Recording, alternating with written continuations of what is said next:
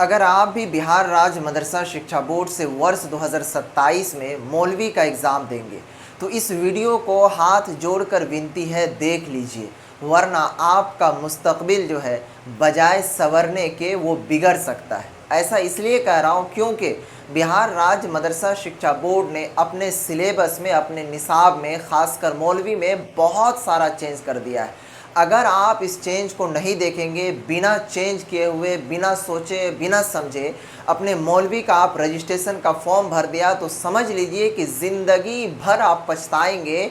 उसके अलावा जैसे नहीं कहता कि रोने के लिए जन नहीं मिलता, तो वही आपको नहीं मिलेगा, कोना में भी आप बैठ कर रोइएगा।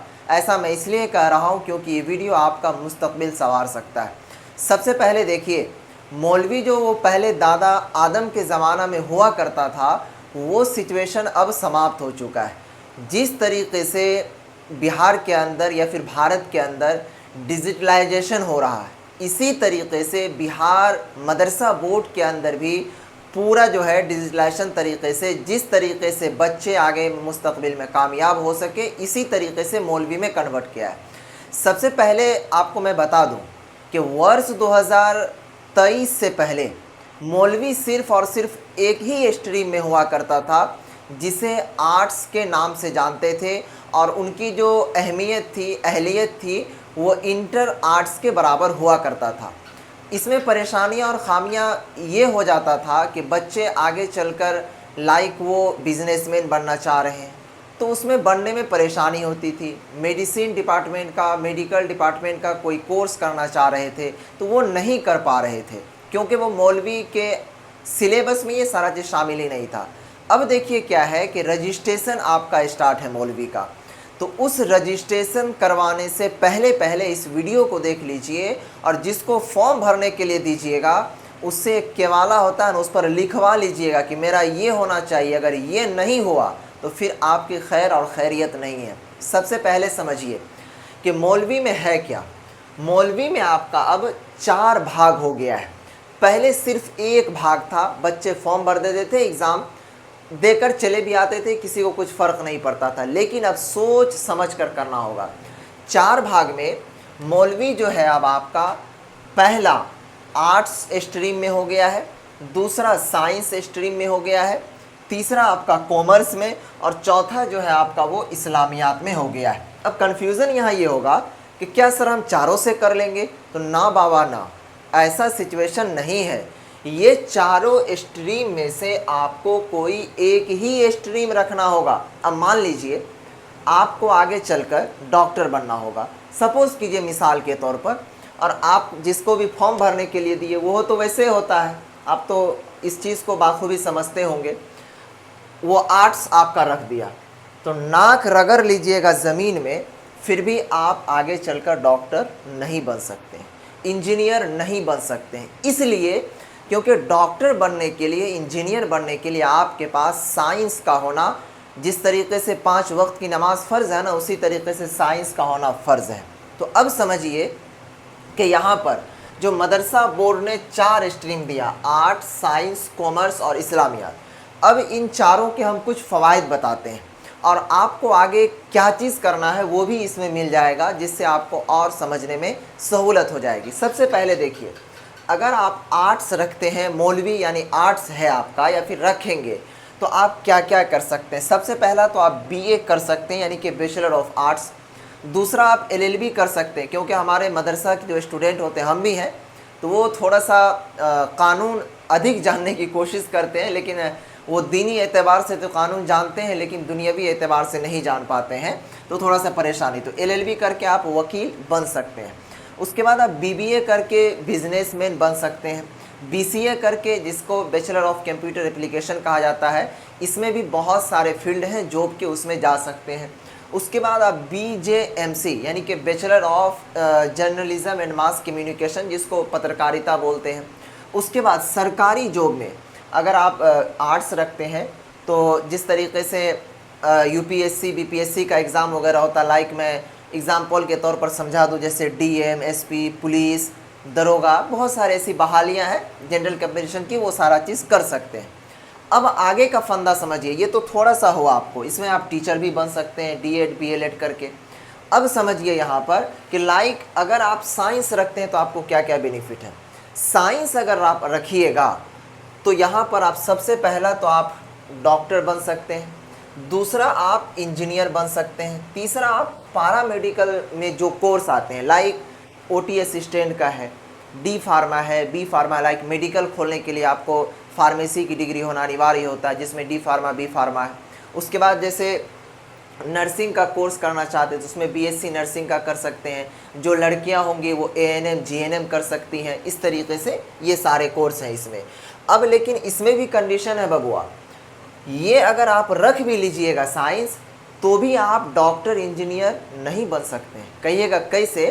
क्योंकि मदरसा बोर्ड का जो निसाब है उसमें क्या है कि जिस तरीके से बिहार बोर्ड का निसाब है यानी कि सिलेबस, उसमें आप अगर आप सपोज कीजिए कि पीसीबी एक होता है, ठीक है, पीसीबी, मदरसा स्टूडेंट नहीं समझ पा रहे होंगे लेकिन मैं समझा दूँ। इसका मतलब ये होता है फिजिक्स, केमिस्ट्री और बायोलॉजी, और यहीं पर अगर एम लगा दीजिएगा तो इसका मतलब होता है मैथ। तो बिहार बोर्ड में क्या है कि आप एडिशनल सब्जेक्ट में मैथमेटिक्स को रख सकते हैं, लेकिन मदरसा बोर्ड में एडिशनल सब्जेक्ट नहीं चूज करने का ऑप्शन दिया जाता। तो इसलिए अभी से आपको तय कर लेना है और जहन के अंदर ये बसा लेना, अगर आप साइंस रख रहे हैं तो अगर आपको डॉक्टर के फील्ड में जाना है यानी कि हेल्थ डिपार्टमेंट का कोई भी कोर्स करना है तो आप याद रखिएगा कि पीसीबी लीजिएगा यानी कि फिजिक्स, केमिस्ट्री एंड बायोलॉजी, और इतना रख भी लीजिएगा उसके बावजूद भी आप नहीं बन पाइएगा। क्यों? क्योंकि समझिए मदरसा बोर्ड का एक लैंग्वेज पेपर है, ठीक है, इसमें आपका हिंदी है, उसके बाद आपका इंग्लिश है, उसके बाद आपका फारसी है। अगर आप साइंस रख रहे हैं तो जिससे फॉर्म भरवा रहे हैं उससे केवाला पर केवाला नहीं होता है, ज़मीन रजिस्ट्री करने वाला जो करवा लेता है इकरारनामा, उसमें कह दीजिएगा कि मेरा ये इंग्लिश होना चाहिए। अगर आप साइंस रख रहे हैं ना बाबू, तो जब तक आप इसमें इंग्लिश नहीं रखिएगा ना तो आप नीट का एग्ज़ाम दे पाइएगा, ना बी फार्मा कर पाइएगा, ना डी फार्मा कर पाइएगा, ना ओटी से जो समझे यानी कि मेडिकल डिपार्टमेंट से जो भी कोर्स है वो नहीं कर पाइएगा। इसलिए अगर आप साइंस रख रहे हैं, आपको हेल्थ डिपार्टमेंट में जाना है तो पीसीबी यानी कि फिजिक्स, केमिस्ट्री एंड बायोलॉजी, और उनके साथ साथ आपको इंग्लिश सब्जेक्ट रखना है। ये हिंदी और फारसी नहीं रखिएगा, अगर रखिएगा तो आपका ज़िंदगी बर्बाद। अब आइए हम बात कर लेते हैं। हाँ, और देखिए साइंस रखने के और भी फ़वाइद हैं। ये सारा चीज़ तो आप कर ही सकते हैं, लेकिन इनके अलावा ये तमाम चीज़ आप कर सकते हैं। तो ये चीज़ क्लियर हो गया, आर्ट्स का भी फ़ायदा और साइंस का भी हमने बताया। अब आइए बताते हैं हम कॉमर्स का। तो कॉमर्स जो वैसे स्टूडेंट रखते हैं जो खासकर अमीर होते हैं, जिनके पास पैसों की अधिक संख्या होती है और जो मेहनती होते हैं। कैसे, मैं बता दूं। कॉमर्स सब्जेक्ट और कॉमर्स का नाम ही है बिजनेस से संबंधित। लाइक अगर आपको आगे चलकर बीकॉम करना है, इसमें आप सीए बन सकते हैं, यानी कि सीए का मतलब वो नहीं जिसको चार्टेड अकाउंट बोला जाता है, इसका डिमांड भी काफ़ी अधिक होता है मार्केट में। उसके बाद आप सीएस बन सकते हैं, बीबीए कर सकते हैं, बीसीए कर सकते हैं, तो ये सारे कोर्स कर सकते हैं। उसके बाद हम आते हैं इस्लामियात। इस्लामियात किसके लिए है? देखिए इस्लामियात में कोई बेकार चीज़ नहीं है, बेकार स्ट्रीम नहीं है। अगर आप आगे चलकर इसमें पीजी करते हैं, पीएचडी करते हैं, तो आप और क्या कहते हैं इस्लामिक बैंकिंग में जाना चाहते हैं, जिस तरीके से अदर कंट्री वगैरह, सऊदी अरबिया हो गया, यूएई हो गया, कतर हो गया, तो वो सारे जगहों पर इनका डिमांड रहता है, ठीक है, इस्लामिक बैंकिंग का। तो उसमें लेकिन आपको काफ़ी मेहनत और मशक्क़त करना होगा अगर इस्लामियात रखेंगे। तो ये सारे चीज़ को समझ लीजिएगा, उसके बाद जा कर के आप रजिस्ट्रेशन करवाइएगा। और याद रखिए ये जितना चीज़ हम बता दिए हैं ना, अगर आप ये रजिस्ट्रेशन करने से पहले ध्यान नहीं दिए तो आपका ज़िंदगी बर्बाद हो जाएगा, इतना याद रखिएगा।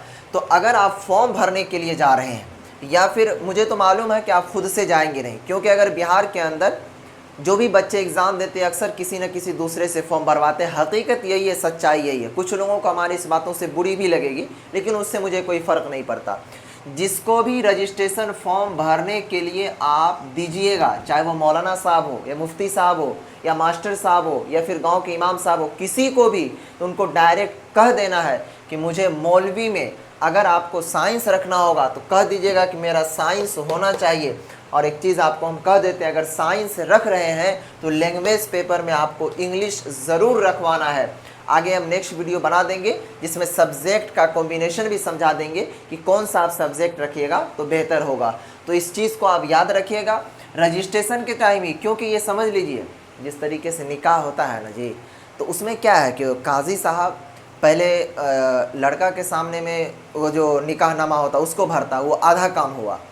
उसके बाद जब उसके सामने लड़की का बायोडाटा लड़का का बायोडाटा रखने लगता है तो वो फिर कंप्लीट होने पर रहता। उसके बाद जैसे कबूल है कह दिया हाँ तो कहानी ख़त्म। तो इसी तरीके से ये है, अगर आपका रजिस्ट्रेशन आर्ट्स में हो गया तो फिर वो ज़िंदगी में साइंस में नहीं बदल सकता है। अगर आपका साइंस में हो गया तो फिर वो ज़िंदगी में कभी आर्ट्स में नहीं बदल सकता है।